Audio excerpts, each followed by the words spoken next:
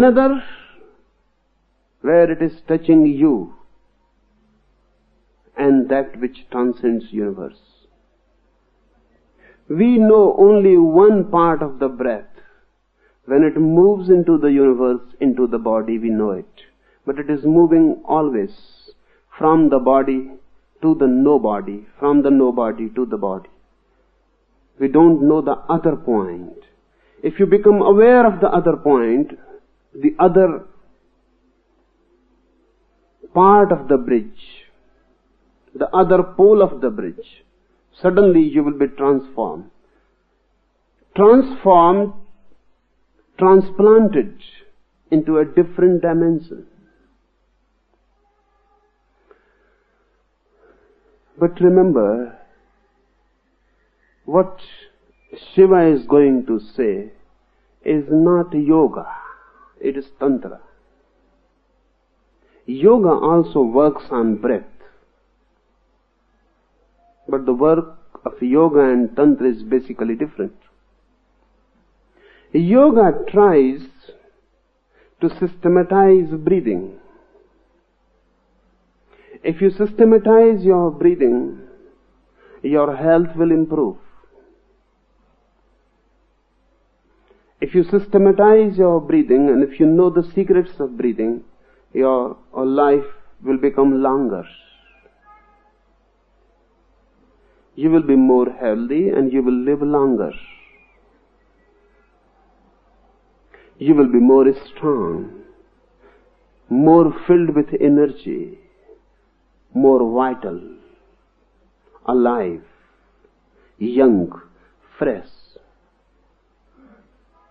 But Tantra is not concerned with that.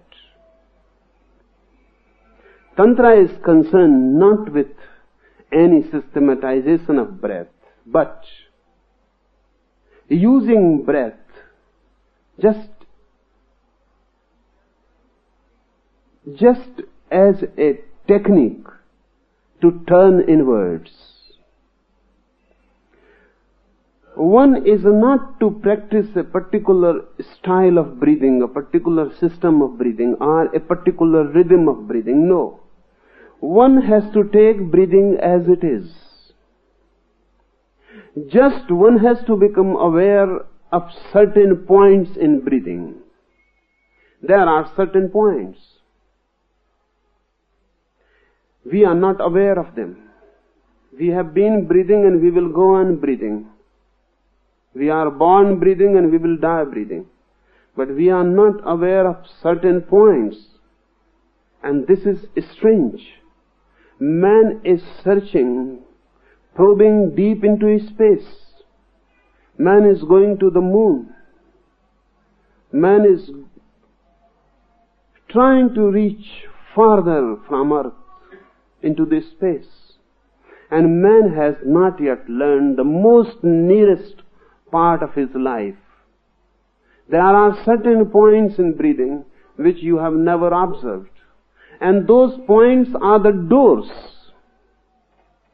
Nearest doors to you from where you can enter into a different world, into a different being, into a different consciousness. But they are very subtle.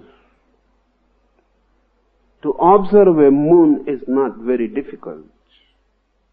Even to reach to the moon is not very difficult. It is a grass journey. You need mechanism, you need technology, you need accumulated information, and then you can reach it. Breathing is the nearest to you. And nearer a thing is difficult to perceive it. More near, more difficult. More obvious, more difficult. It is so near to you, again there is no space between you and your breathing. Or there is such a small space that you will need a very minute observation. Only then you will become aware of certain points. These points are the basis of these techniques. So now I will take each technique. Shiva replies, Radiant one, this experience may dawn between two breaths.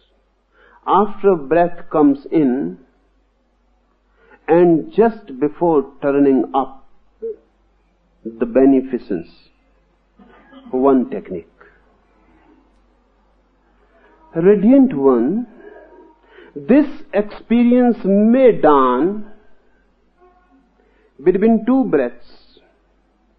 After a breath comes in, that is down, and just before turning out, that is going up. The beneficence. Be aware between these 2 points and the happening. When your breath comes in, observe. When your breath comes in, observe. For a single moment or a thousandth part of a moment, there is no breathing. Before it turns up, before it turns going outward. One breath comes in, then there is a certain point, breathing stops. Then the breathing goes out. When the breathing goes out, then again for a single moment or a part of a moment, breathing stops. Then breathing comes in. Before turning in or before turning out, there is a moment when you are not breathing. That moment, the happening is possible. Because when you are not breathing, you are not in the world. Understand this. When you are not breathing, you are dead.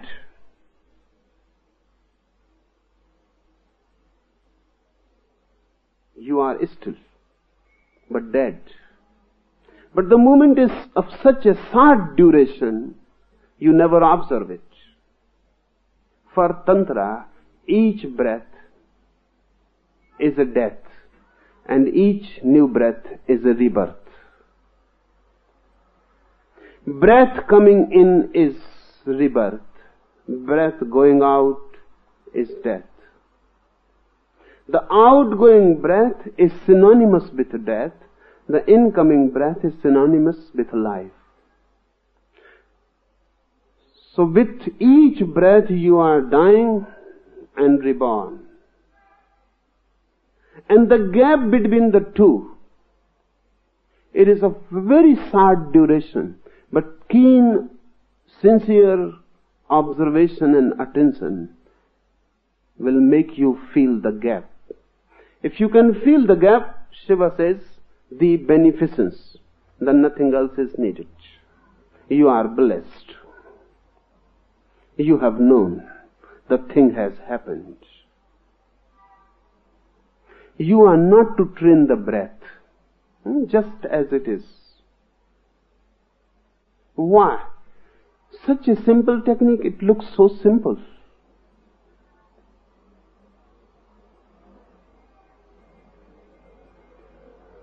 Such a simple technique to know the truth. To know the truth means to know that which is neither born nor dies. To know that eternal element which is always.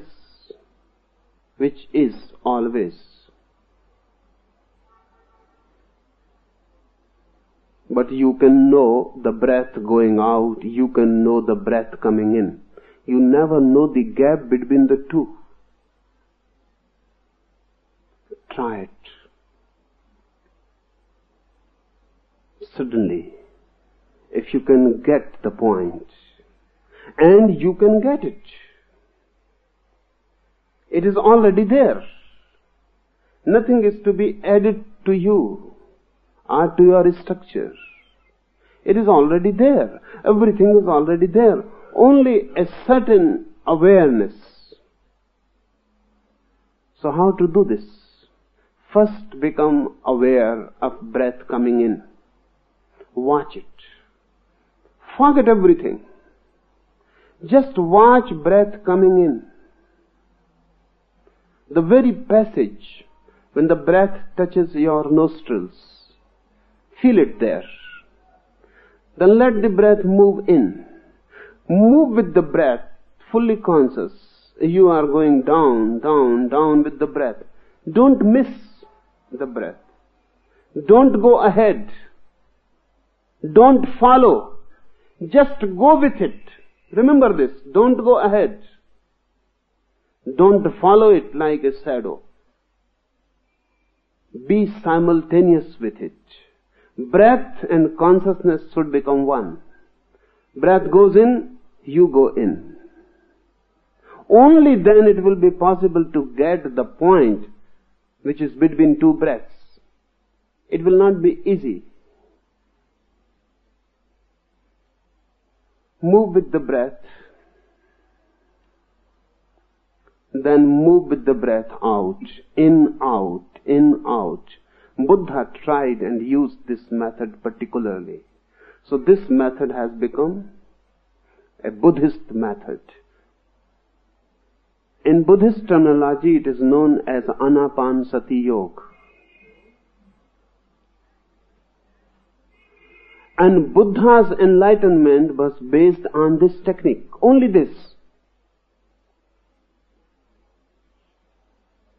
All the religions of the world, all the seers of the world have reached through some technique or other, and all those techniques will be in these 112 techniques. This first one is Buddhist technique. It has become known in the world as Buddhist technique because Buddha attained his enlightenment through this technique. Buddha says, be aware of your breath, coming in, going out, coming in, going out. He never mentions the gap because there is no need. Buddha thinks and he feels, if you become concerned with the gap between two breaths, that concern may disturb your awareness. So he simply says, be aware when the breath is going in, move with it. And when the breath is going out, move with it. Do simple this, going in, going out with the breath. He never says anything about the latter part of the technique.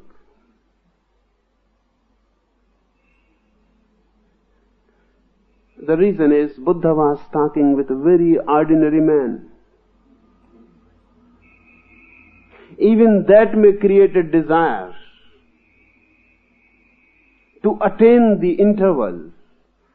That desire to attain the interval will become a barrier into awareness. Because if you are desiring to get to the interval, you will move ahead. Breath will be coming in and you will move ahead because you are interested in the gap which is going to be in the future. Buddha never mentions it. So Buddhist technique is just half. But the other half follows automatically. If you go on practicing breath consciousness, breath awareness, suddenly one day, without knowing, you will come to the intervals. Because as the awareness will become keen and deep and intensive, as your awareness will become bracketed, the whole world is bracketed out.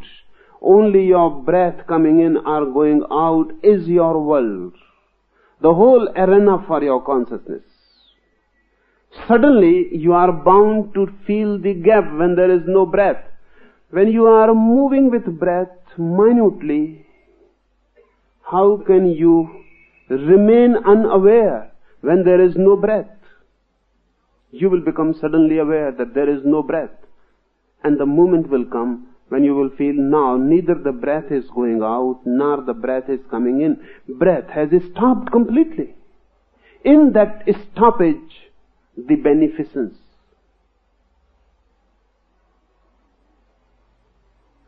This one technique is enough for millions. The whole Asia tried and lived with this technique for centuries. Tibet, China, Japan, Burma, Thailand, Siam, Ceylon, the whole Asia except India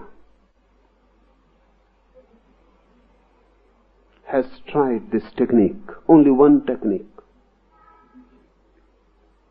And thousands have attained to enlightenment through this technique. And this is only the first technique.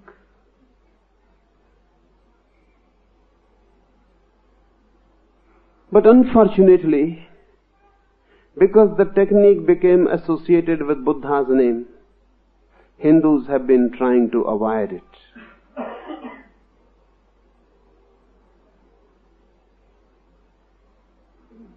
Because it became more and more known as Buddhist method, Hindus have completely forgotten it. Not only this, because this technique is the first technique mentioned by Shiva, many Buddhists have claimed that this book, Vigyan, Bhairav, Tantra, is a Buddhist book, not a Hindu book.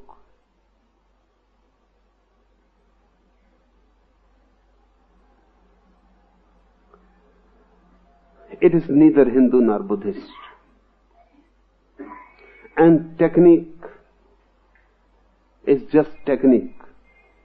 Buddha used it, but it was there already to be used. Buddha became a Buddha because of the technique. Technique preceded Buddha. Technique was already there.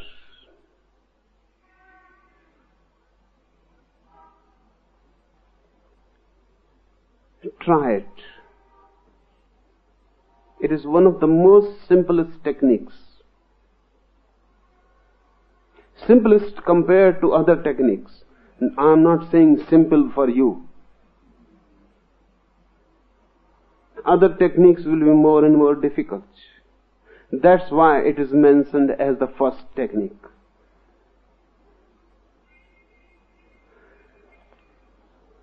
The second. All these 9 techniques are concerned with breath.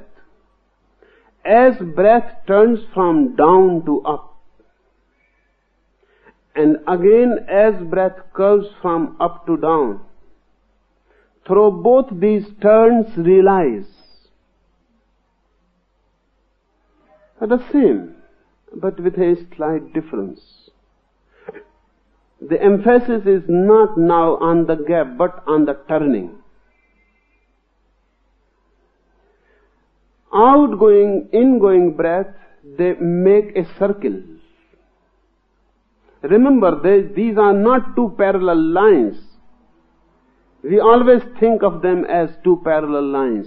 Breath going in and breath going out. We think these are 2 parallel lines. They are not. Breath going in is half the circle.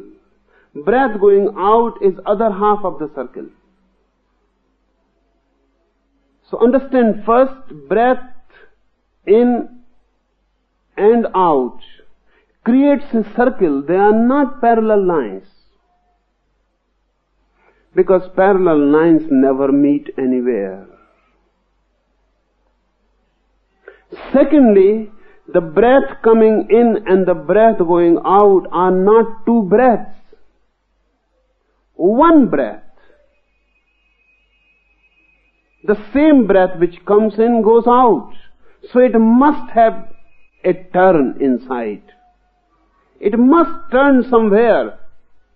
There must be a point where the incoming breath becomes outgoing.